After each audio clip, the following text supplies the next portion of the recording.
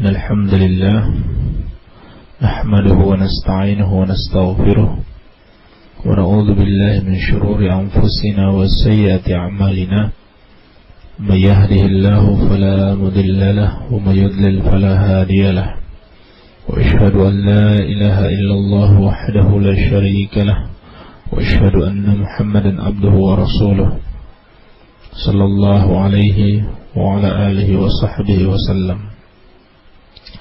Para pendengar radio dakwah salafiyah rahimani wa rahimakumullah, insyaallah kita akan melanjutkan kembali kajian kitab tauhid, masuk pada bab yang ketiga.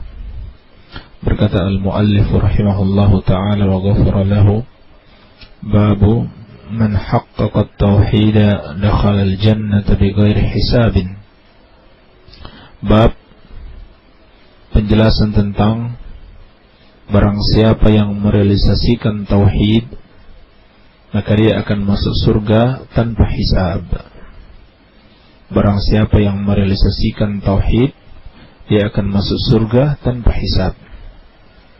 Ini pengaturan bab yang sangat baik sekali, di mana sebelumnya beliau menjelaskan tentang kewajiban mentauhidkan Allah Subhanahu wa ta'ala, kemudian keutamaan tauhid, baru kemudian beliau menjelaskan tentang seperti apa orang yang merealisasikan tauhid tersebut, ya, dan bagaimana keutamaannya, yaitu dia akan masuk surga tanpa hisab, ya. Dan ini merupakan keutamaan yang sangat besar, karena ketika seorang dihisab, maka itu sudah merupakan bagian dari azab Allah Subhanahu wa ta'ala. Sebab penghisaban itu sangat berat, ya, sangat berat dialami oleh seorang hamba, karena dia akan dihitung, ya, semua amalan-amalannya, ya, dari awal sampai akhir, ya. Maka barang siapa yang benar-benar merealisasikan tauhid, dia akan masuk surga, pasti dia akan masuk surga tanpa melewati satu hisab dan juga satu azab, ya. Dan akan beliau menjelaskan dalil-dalil tentang bagaimana seorang yang merealisasikan tauhid tersebut, ya.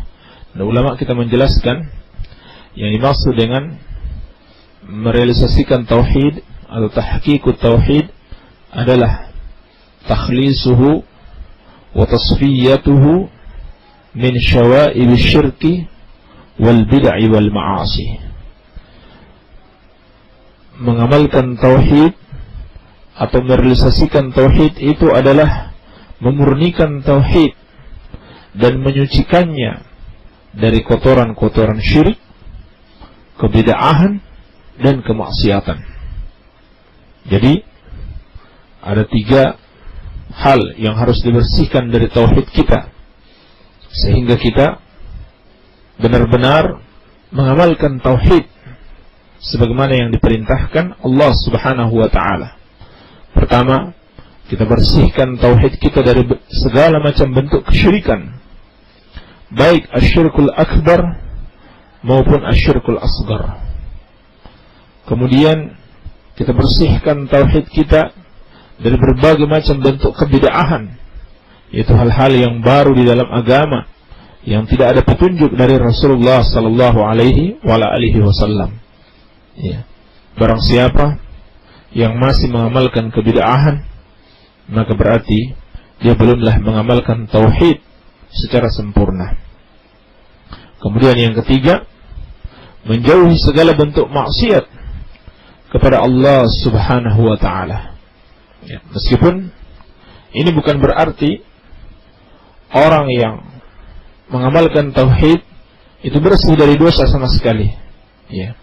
Tetapi orang yang mengamalkan tauhid, apabila mereka melakukan dosa, mereka bersegera untuk taubat kepada Allah Subhanahu wa ta'ala. Ini bedanya dengan orang yang tidak mengamalkan tauhid, ya. Yang namanya manusia tentunya tidak akan pernah lepas dari kesalahan. Sebagaimana sabda Nabi sallallahu alaihi wasallam, "Kullu bani Adam khata' wa khairul khata'ina tawwabun." Setiap anak Adam senantiasa berbuat salah, dan sebaik-baiknya orang yang berbuat salah adalah yang senantiasa bertobat. Mereka lah orang-orang yang bertauhid, ya, yang benar-benar mentauhidkan Allah.